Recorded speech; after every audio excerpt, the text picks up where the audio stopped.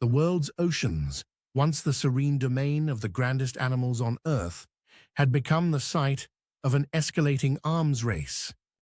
A contest not just between nations, but between humanity and the inhabitants of the deep. The project was diabolical, even by the standards of international military secrecy. Its aim? To turn an arsenal of trained seals, highly intelligent dolphins, penguins with their irrepressible curiosity, and most remarkably, the orcas and great whales, into agents of underwater sabotage.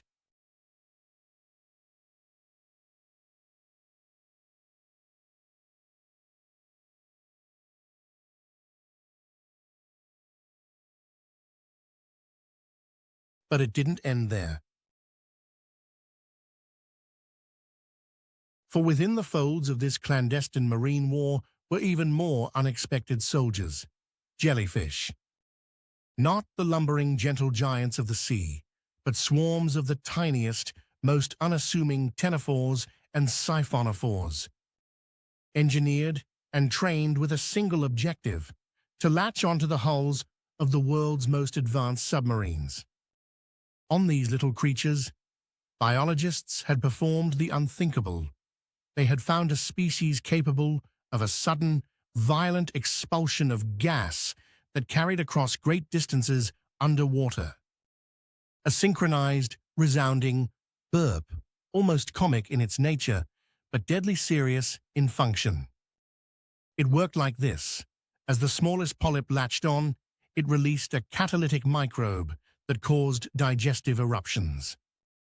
The combined resonance of countless tiny burps was not only audible, but impossible to hide. Each submarine, no matter how silent or deep, suddenly pulsed with a telltale acoustic signature, as if the sea itself was chuckling at human hubris. Navy scientists everywhere scrambled for countermeasures. Acoustic dampeners, hull scrubbers, and biorepellent fields were deployed in a frantic global effort.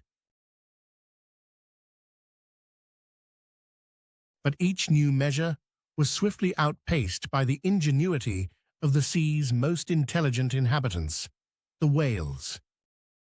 Somewhere in the frigid reaches of the Southern Ocean, a pod of blue whales had discovered a singular talent. One enormous matriarch, known by researchers as Old Echo, found that with precise timing and a seismic burst from her colossal vocal cords, her song could dent the steely hull of even the most robust submarine.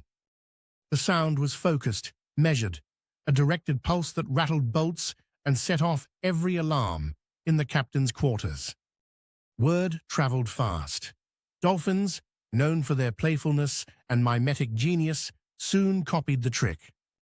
Even the aloof orcas, notorious for their strategic cunning, found ways to amplify their own sonar to penetrate military-grade alloy.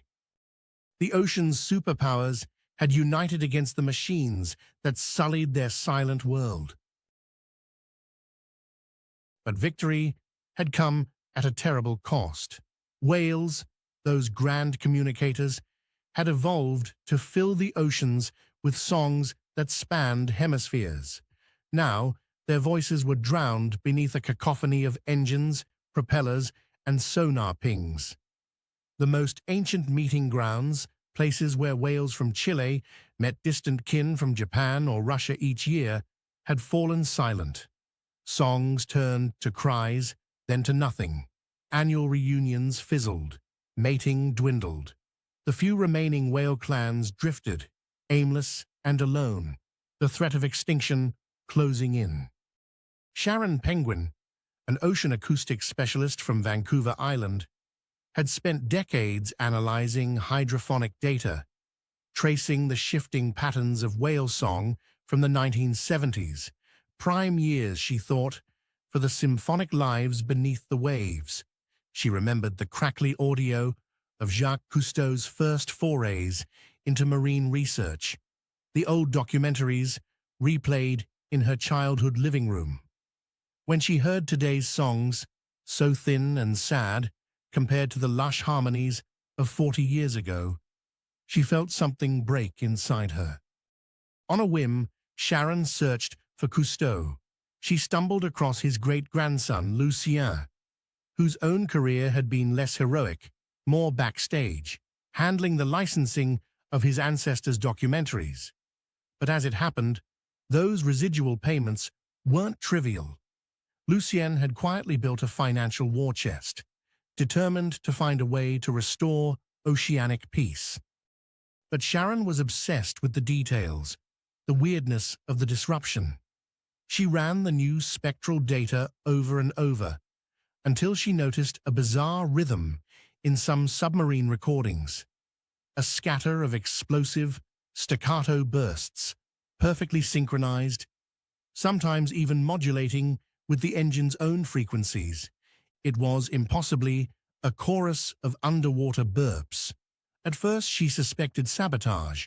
Only much later did she realize it was deliberate, precise, and organic. She called in a favor from an old friend at the Canadian Navy who confirmed her suspicion.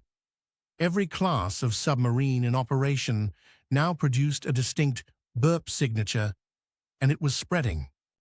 Meanwhile, reports began to trickle in of submarines surfacing far offshore, their hulls warping or awash in a swarm of remarkably social jellyfish. Naval intelligence began to whisper of psychic whales, for nothing else explained the rapid, almost supernatural escalation of marine countermeasures, noise for noise, pulse for pulse, as if the entire ocean had become a living, thinking organism. What the commanders and engineers didn't know was that Old Echo had learned to reach out, not just with her vast voice, but with a kind of psychic sonar, the likes of which scientists had only begun to imagine. Through the vibrations in the water, she could seed ideas and urgency into every dolphin, every seal, every curious penguin or cunning orca she met. She dreamed of a day when the ocean might go silent again, not from extinction, but from peace. The war between man and the ocean was far from over, but somewhere in the depths, the whales were plotting their next move, and a new alliance of humans, led by Sharon and Lucien, was about to step quietly and carefully into the world below.